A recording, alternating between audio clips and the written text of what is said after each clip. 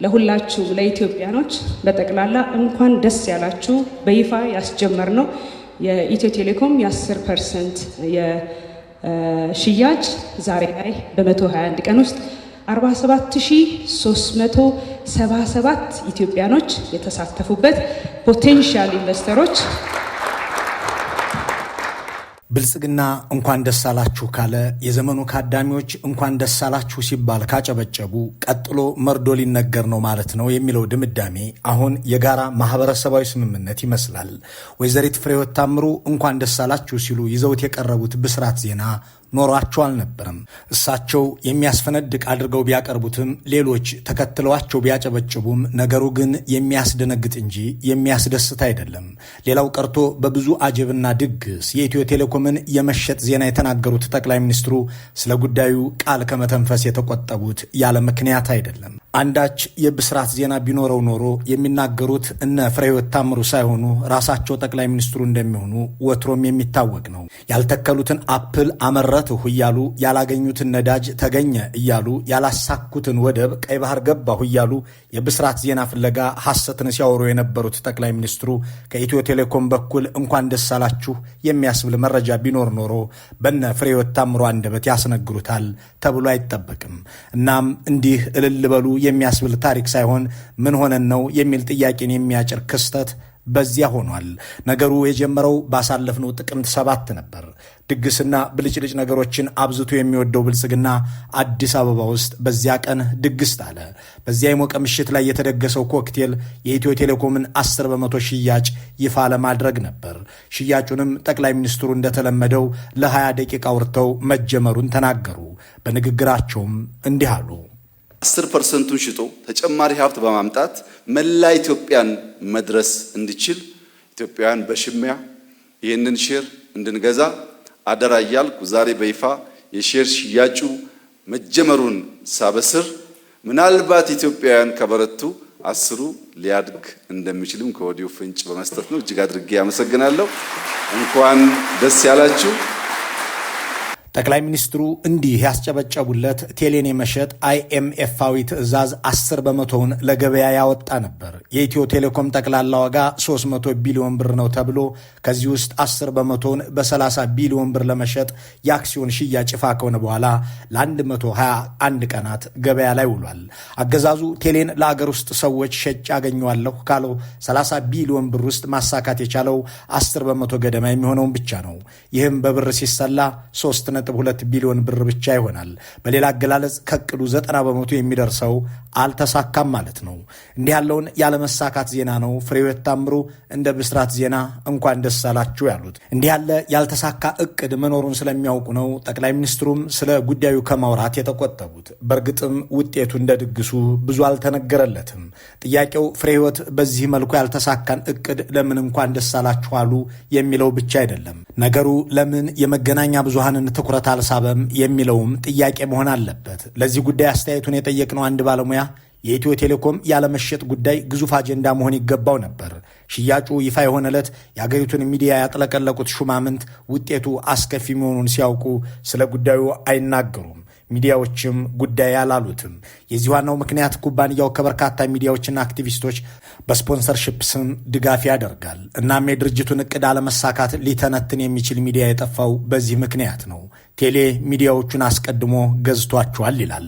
ከሁሉም በላይ ግን ኢትዮ ቴሌኮምን የሚያህል ኩባንያ ለምን የአገር ውስጥ ገዢ አጣ የሚለው ጥያቄ መሰረታዊ ነው። ከዚህ ቀጥሎ የሚመጣው ግን አደገኛ ነገር መሆኑን ማስተዋል ያስፈልጋል።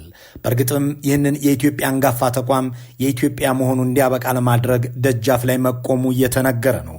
አደጋውን ከመመልከታችን በፊት ኢትዮ ቴሌኮምን የሚያህል አትራፊ ድርጅት መንግስት በሚያቀርባቸው የገበያ ዕድሎች ላይ ገንዘብ በማውጣትና መንግስትን የማመን ባህል ያለው ህዝብ ባለበት ሀገር ላይ ስለምን ኩባንያውን የገዙት ሰዎች በዚህ ደረጃ ቁጥራቸው አነሰ የሚለው ወሳኝ ጥያቄ ነው። በዓመት 27 ቢሊዮን ብር የሚያተርፍን ድርጅት ኢትዮጵያውያን ለመግዛት አልወደዱም የሚለው ጥያቄ ምክንያቱ ምንድን ነው ለሚለው ወይዘሪት ፍሬህይወት የተናገሩትን ባለሙያዎች የማይረባ ምክንያት ነው ብለውታል። ምን ተማራችሁ? ለምንስ 10 ብቻ ተሸጠ ለሚለው ተቋማት አልተሳተፉም። ትውልደ ኢትዮጵያኖችን አላሳተፍንም። ከፍተኛ መጠን ያለው መግዛት የሚፈልጉ በጣም ትንሽ ናት 1 ሚሊዮን ትልቅ ተቋም ላይ ስለዚህ ትንሽ ከፍ ብታረጉት ብለው የጠየቁ ባለሀብቶችን አላሳተፍንም።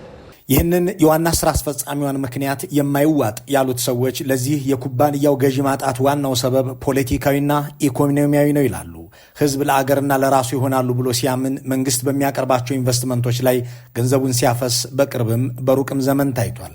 ድሮ የጥቁር አንበሳ ሆስፒታል ሲገነባ የዘመኑ ትውልድ ርብርብ አስደናቂ እንደነበር ታሪክ ከትቦታል።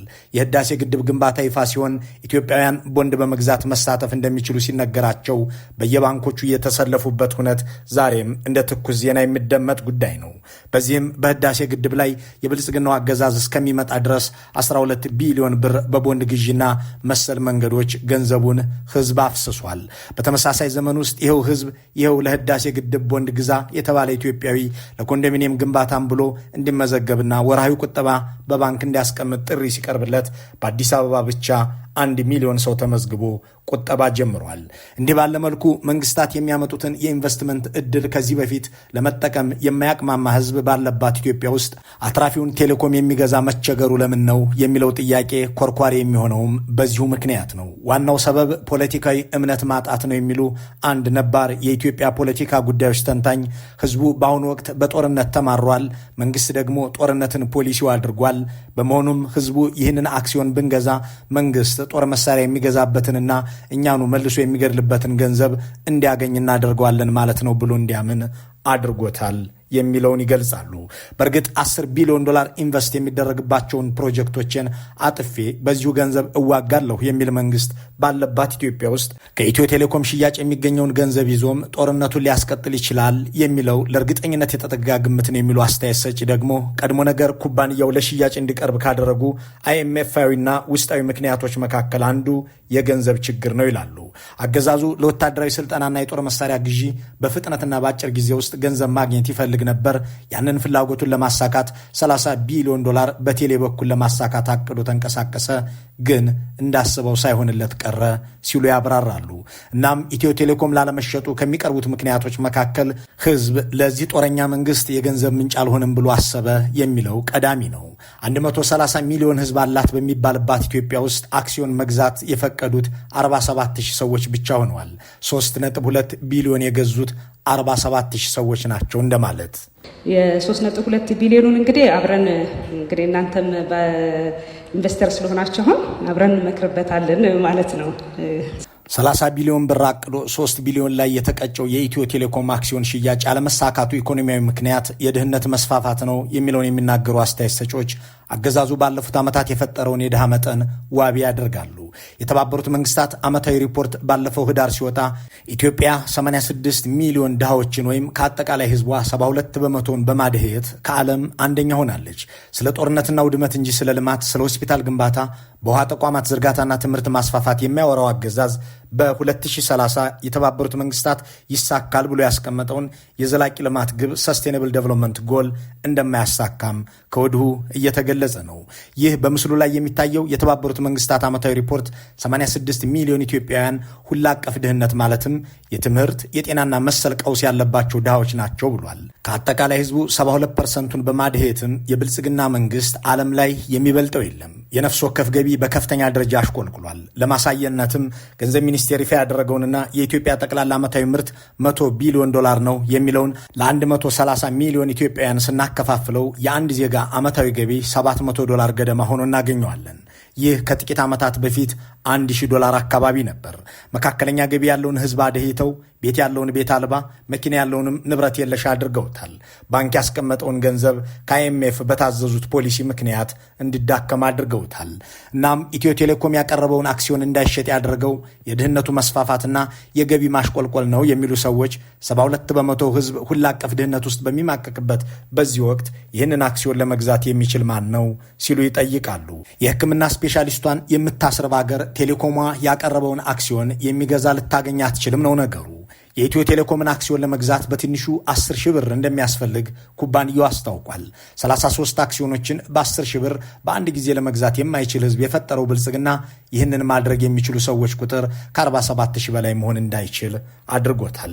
የአገሪቱ ህዝብ ድህነቱ አክሲዮን ለመግዛት ይቅርና የዕለት ጉርሱንም የማይሸፍኑ ዜጎች እንዲበዙ አድርጓል ከሚለው በተጨማሪ የአገዛዙ አለመታመን በራሱ ሚና አለው የሚሉ ሰዎች ተጨማሪ ማብራሪያና ተሞክሯቸውን ያቀርባሉ። ብልጽግና ብዙ ጉዳዮችን ቃል ገብቶ ክዷል። ሌላው ቀርቶ ኮንዶሚኒየም ለመስራት የተገባውን ውል ትቶ የቀደመው መንግስት የሰራውን ኮንዶሚኒየም ለሹመኛና ለወዳጅ ዘመድ አድሎታል እና በኮንዶሚኒየሙ ጊዜ ያሰርነውን ውል የካደን መንግስት አምነነው አክሲዮኑን ልንገዛለት እንችላለን ወይ የሚለውን ጥያቄ ያነሳሉ።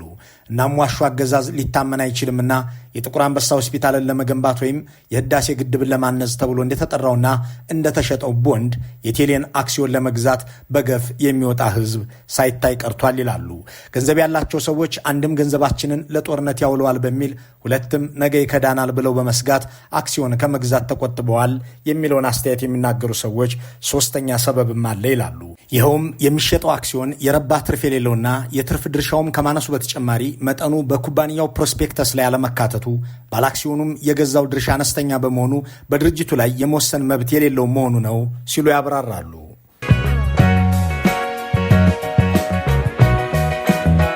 ኢትዮ ቴሌኮም ከራሱ 10 በመቶ ለሽያጭ ሲያወጣ ባሰናዳው ፕሮስፔክተስ ላይ አንድ ባለአክሲዮን ትርፉ ምን ያህል እንደሆነ አላስቀመጠም። በፕሮስፔክተሱ ላይ ትርፉ ስንት ነው የሚለው ካለመገለጹ በተጨማሪ አደጋውንና ትርፉንም አልተነተነም። ትርፉን የተመለከተ ማብራሪያ ባልተቀመጠበት ሁኔታ መንግስትን አምኖ አክሲዮን መግዛት አይቻልም የሚሉ ሰዎች በዓመቱ መጨረሻ ትርፍ አላተረፍኩም ብሎ ሊክድም የሚችልበት እድል አለ ይላሉ። ይሁን እንጂ በቀላል ስሌት ያሰሉ ሰዎች ኢትዮ ቴሌኮም ያቀረበው የአክሲዮን ሽያጭ በዓመት የሚያስገኘው ገቢ እጅግ ዝቅተኛ ነው ይላሉ። ዝቅተኛውን አክሲዮን በ10 ሺህ ብር የገዛ ሰው ዓመታዊ ትርፉ በግርድፉ ሲሰላ 891 ብር ይሆናል ማለት ነው። 1 ሚሊዮን ብር በሚጠጋ ገንዘብ አክሲዮን የገዛ ሸማች ዓመታዊ ትርፉ 90 ሺህ ብር ገደማ ቢሆን ነው። ስለዚህ ይህንን 1 ሚሊዮን ለሌላ ኢንቨስትመንት ቢያውለው ዓመታዊ ትርፉ ከዚህ የመላቅ ዕድሉ ሰፊ ከመሆኑ ባሻገር ባንክ ውስጥ ቢያስቀምጠው ወለድ ይታሰብለታል። ይህ ብቻ ሳይሆን በአሁኑ ወቅት በኢትዮ ቴሌኮም አካውንት ውስጥ የገባው የእነዚህ 47000 ሰዎች 3.2 ቢሊዮን ብር ወለድ የሌለው ሆኖ ለባለ አክሲዮኖቹ አይሰጥም። በአጠቃላይ ገዢዎችን የሚስብ አማራጭ የሌለው መሆኑ ቴሌኮምን ከ47000 በላይ ሰዎች እንዳይገዙት እሱም ከ3.2 ቢሊዮን ብር በላይ እንዳይሸጥ አድርጎታል የሚለው ድምዳሜ አስማሚ ነው።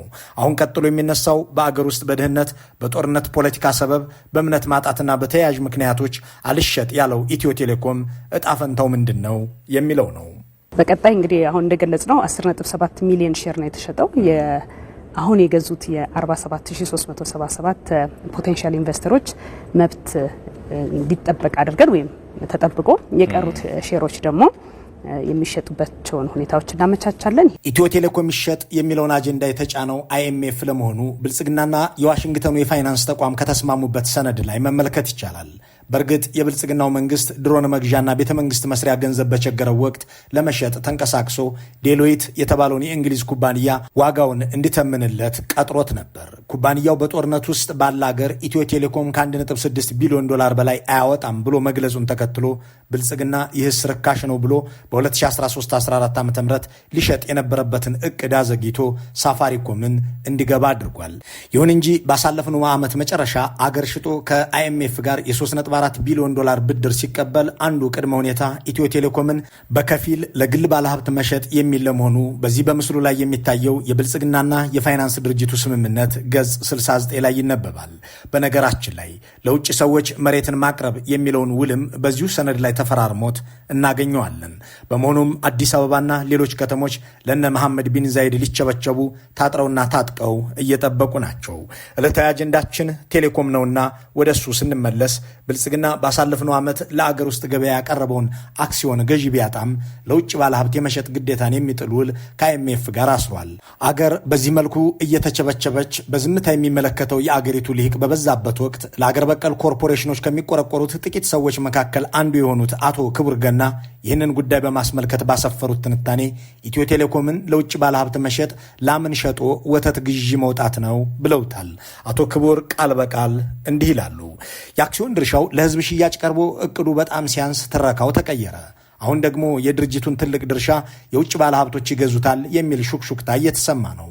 እናም ለውጭ ባለሀብት ተሸጦ ከታክስ ጠቀም ያለ ገንዘብ ይገኛል፣ ከዚህም ተጠቃሚ እንሆናለን የሚል አይነት ከንቱ አስተሳሰብ እየመጣ ይመስላል። የወርቅ እንቁላልን የምትጥልን ዶሮ በመሸጥ በታክስ መልክ ጥቂት እንቁላሎችን አገኛለሁ ብሎ ማሰብ ስትራቴጂካዊ አመለካከት ሳይሆን ሁለንተናዊ በሆነ መልኩ እጅ መስጠት ነው። የወተት ላምን ሸጦ ወተት ከገበያ ገዛለሁ ብሎ እንደ መጃጃልም ይቆጠራል። ባለቤትነት ወሳኝ ነው። በኢትዮ ቴሌኮም ባለቤትነት ከዘለቅን ትርፉን ለራሳችን ጥቅም እናውላለን። የወደፊት እድገትና ልማታችን ላይ እንወስናለን። እንዲሁም የሚያዋጣንን ስትራቴጂ ነድፈን እንጓዛለን። ያለንን ብሔራዊ አንጡራ ሀብት ለውጭ ባለ ሀብት አሳልፈን መስጠት ዘመናዊ መሆን ወይም ከጊዜው ጋር መራመድ ሊሆን አይችልም። እንዳውም ይህንን ካደረግን ለትውልድ የሚተርፍ ኪሳራ ነው። እንዳውም ይህንን ድርጊት ያስፈጸሙ የሀገሪቱ አመራሮች ካለፉ በኋላ ኢትዮጵያ በቀጣይነት ስትከፍለው የምትኖር ነው የሚሆነው። እንደዚህ አይነት የሀገር ሀብት አንዴ በውጭ ባለሀብቶች እጅ ከገባ መንግስት በተቋሙ ላይ ያለውን ቁጥጥር ለአንዴና ለመጨረሻ ጊዜ ያሳጠዋል። በዚህም ምክንያት መንግስትን ዋጋ የመወሰን የቴሌ መሰረተ ልማቶችን ላልደረሳቸው ዜጎች የማዳረስ ቴክኖሎጂን የማስፋፋት አልፎ ተርፎም ብሔራዊ ደህንነትን የመከላከል አቅሙን ያጣል። ነገ በውጭ ባለሀብቶች እጅ ሲገባ ኒውዮርክ፣ ለንደንና ዱባይ በሚገኙ የአክሲዮን ባለድርሻ ቱጃሮች ኪስ ነው የምንገባው። በዚህ መሃል አይበለውና ኢትዮጵያ የሆነ ቀውስ ቢፈጠር እነዚህ የውጭ ባለሀብቶች ነቅለው ይወጡና ኢትዮጵያ ዋነኛ የመገናኛ ደም ስሯን ታጣለች ማለት ነው። ወይም ደግሞ የቴሌኮም አገልግሎት ለማግኘት ኪራይ ለመክፈል ትገደዳለች። ይህ የአቶ ክቡር ገና አስተያየት ነው። እዚህ ጋር ግን አንድ ፖለቲካዊ ጥያቄ መነሳት አለበት። በአገር ውስጥ ከፍተኛ የቅቡልነት ቀውስ ውስጥ የሚገኝ የራሱን ሕዝብ እየገደለ የሚውል ሁላ አቀፋፈናና እስራት ሲያካሂድ የሚያድር ተቃዋሚዎቹ ታጥቀው የቀጠራቸው ሰራተኞች አድማ መጥተው የሚታገሉት አገዛዝ፣ የማይታመን ዋሾና የተጠላ መንግስት ኢትዮጵያና መንግስቶቿ ከ130 ዓመታት በላይ ጠብቀው ያቆዩትን ኢትዮ ቴሌኮምን ለውጭ ባለሀብቶች የመሸጥ ስልጣን ሊሰጠው የተገባ ነው ወይ? ደግሞስ ህዝብ ድርጅቶቹ ተሸጠው የሚገኘው ገንዘብ ተመልሶ ለመገደያውና ለመታፈኛው ሲውል ዝም ብሎ ማስተዋል አለበት ወይ? ይህንን ለተከታታዮቻችን መወያያ ይሆን ዘንድ የምናነሳው ጥያቄ ነው። መልካሙን ሁሉ በመመኘት በዚሁ እንሰናበታለን።